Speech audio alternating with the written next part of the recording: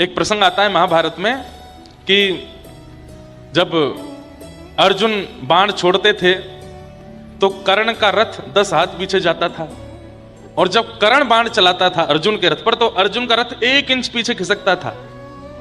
तो इस बात पर ठाकुर जी खूब जोर से ताली बजाते, वाह वाह भैया, कर्ण के बल को मान गया। तो अर्जुन फिर से बाण चढ़ा करके 10 हाथ पीछे और खिसकाता। ठाकुर जी कहते हाँ अच्छा है, लेकिन जब कर्ण चलाता फिर 1 इंच पीछे खिसकता तो ठाकुर जी ज्यादा बड़ाई करते। तो अर्जुन कहता मैं 10 हाथ पीछे खिसकाता हूं, आप कुछ नहीं बोलते, वो जरा सा खिसकाता है, आप इतनी बड़ाई करते हो। ठाकुर जी बोले समय आने पर उत्तर देंगे।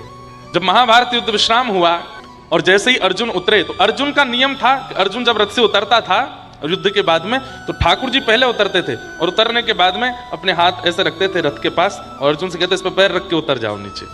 अर्जुन को एक आध बार तो संकोच हुआ, लेकिन फिर उसको भी आदत सी हो गई, वो रोज ठाकुर जी के हाथ पे ऐसे पैर रख के फिर उतरता।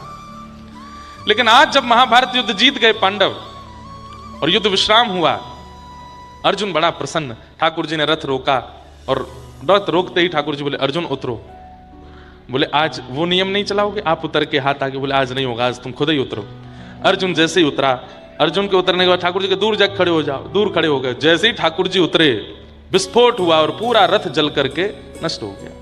अर्जुन बोला ये क्या हुआ, मैं तो इस रथ को सजाना चाहता था, मैं तो इस रथ को संभाल करके रखता, ये जल क्यों गया, ये विस्फोट कैसा हुआ।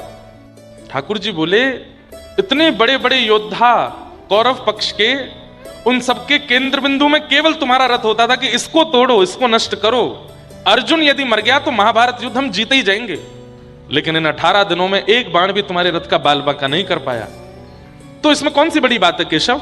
अर्जुन बोले, ठाकुर जी बोले बड़ी बात, भीष्म पितामह हरे भरे वृक्ष को यदि क्रोध में देख लेता है ना तो वृक्ष सूख जाता है, एक पत्ता नहीं दिखाई देता उसमें। और भीष्म पितामह किसी वृक्ष को यदि प्रेम भर के देख लेते हैं ना तो वो सूखा वृक्ष भी हो तो हरा भरा हो जाता है, इतना तप है उनके पास। इतने बड़े बड़े योद्धा क्रूर रूप से तुम्हारे रथ की ओर देख रहे थे, फिर भी तुम्हारा रथ नष्ट नहीं हुआ, क्योंकि मैं बैठा था, हनुमान जी बैठे थे ध्वजा पर।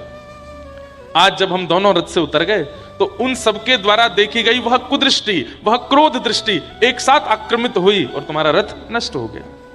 रही बात तुम कहते हो कि कर्ण का रथ पीछे खिसकता था 10 हाथ, तुम्हारा 1 इंच, अरे तीनों लोगों का भार लेके मैं तुम्हारे रथ पर बैठा हूं, अनंत बलवंत श्री हनुमान जी महाराज ध्वजा पर बैठे हैं, उसके बाद भी कोई तुम्हारे रथ को 1 इंच पीछे खिसका देता है, बहुत बड़ी बात है।